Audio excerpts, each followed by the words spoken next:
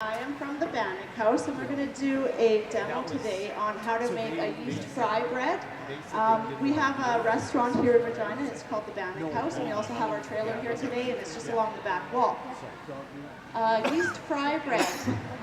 There are actually three types of Bannock that we do in the Bannock house, and one is a yeast fry bread, one is a traditional Bannock, and the other is a baked Bannock. Today we're going to make the yeast fry bread for you. So the way we do our yeast fry bread, we do have a flour that we use, an all-purpose white flour. We use a regular canola oil, sugar, and an active yeast. So you would mix all of those ingredients together, and you come up with the sugar diluted in the yeast and the warm water. This process here for the active yeast and the sugar to process takes about 15 minutes.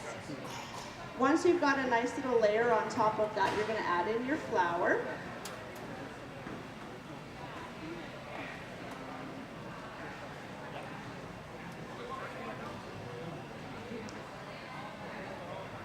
And we also have samples for anybody who's watching.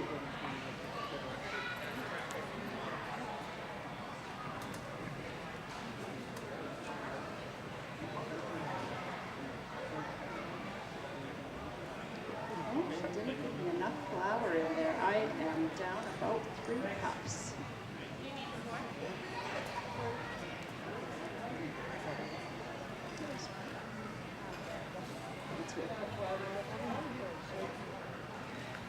Thank you, assistant. you get 2 samples. So you can make in the restaurant, this is a single batch that I'm making. This is the kind of batch that you would make while you're at home.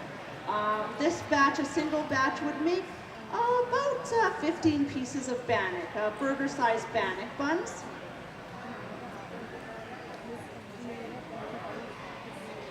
In the restaurant, though, we do this size, we'll do probably a 16 batch at any given time, every 3 hours or so in the restaurant. That one's Bannock. So we do bison Bannock burgers, we do beef Bannock burgers, so this is just the base. Nope, that's a fresh fry bread for our burger. Our trailer is on the back wall there. We do all fresh bison burgers. We do hamburgers.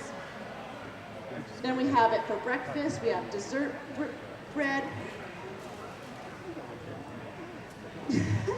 Yeah. How's your day in exhibition so far? Yeah.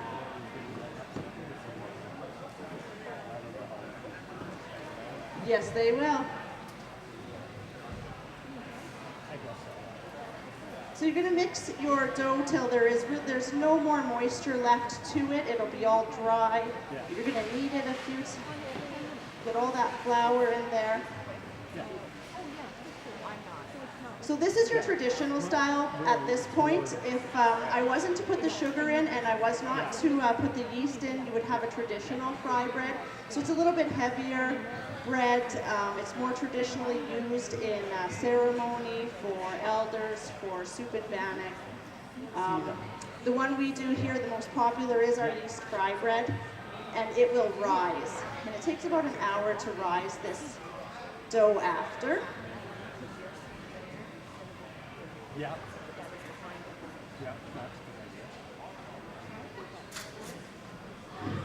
Bannock, labor of love. And when you're doing 16 batches at a time, 4 or 5 times over in a day.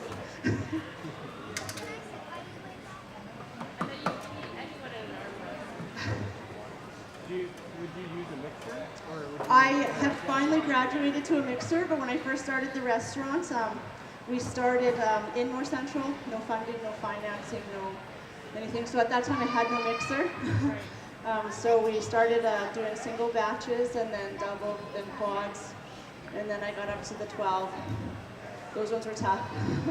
Now that we're into the 60s, now I have a mixer.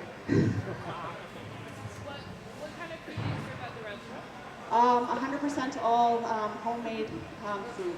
So I am not a high-end Indigenous restaurant. There are a few of those restaurants popping up across Canada.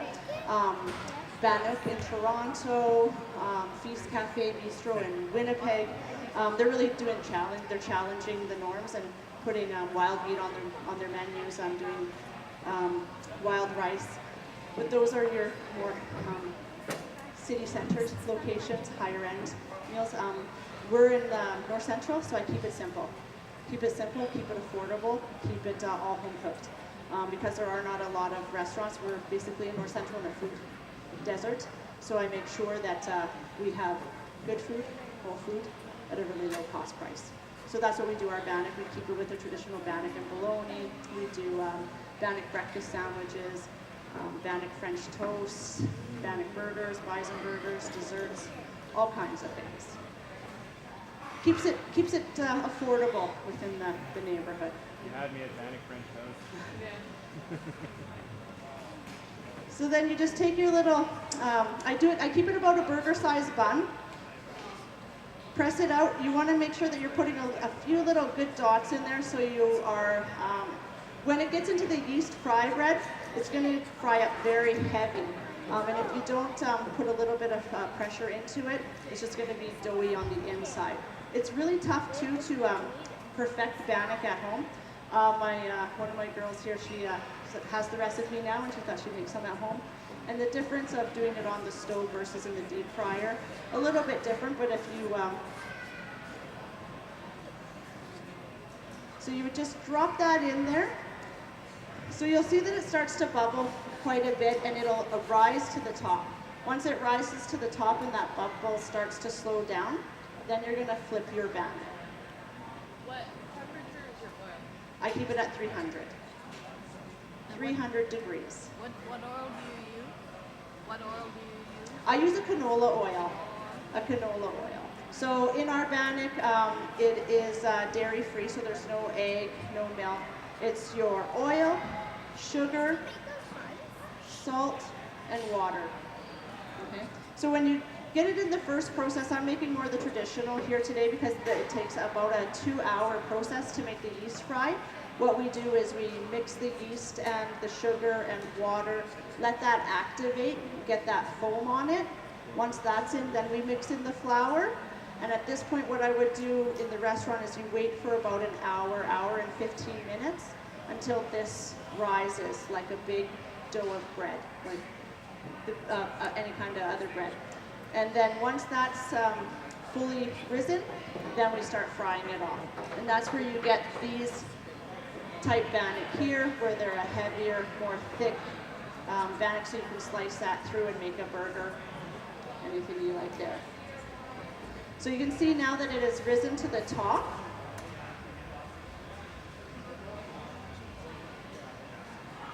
And the bubble will start to slow down. And once that bubble slows down, we'll flip it.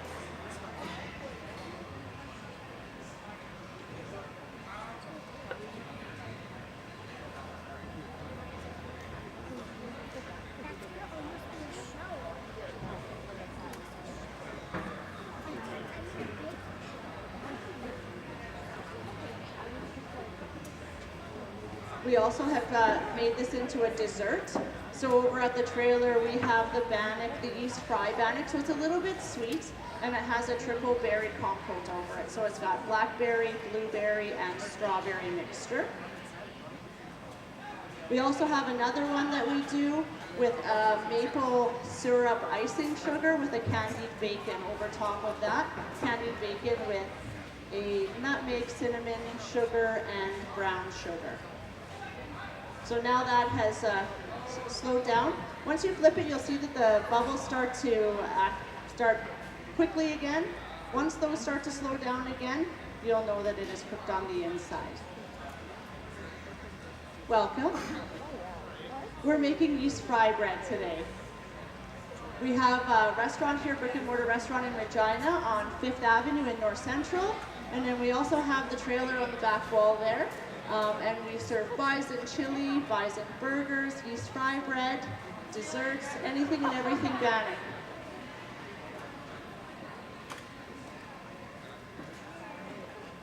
Anybody have any questions in the process of making Bannock? Anything, have you tried to make Bannock at home? And what question do you have about it? You have no problem making the yeast fry bread? Some people have a hard time. Even my girl who works with me every day in the restaurant. She'll take the recipe home and then she tries to make it at home, and sometimes it just doesn't work the same at home. Cast iron, I really like to use my cast iron when I'm making my Bannock at home. That's kind of another little secret of doing it at home. If this is an induction stove, so it's a little different, it controls the heat. When you're at home and you're doing it off an element, it's harder to control that heat. So if you're using a thin stainless steel pot and you're putting that oil in it, it's going to get way too hot, and then you'll have a doughy Bannock on the inside. So when you're cooking at home, you're going to want to make sure that you have the cast iron pot and that you're regulating, keeping it at a low heat while you're doing it.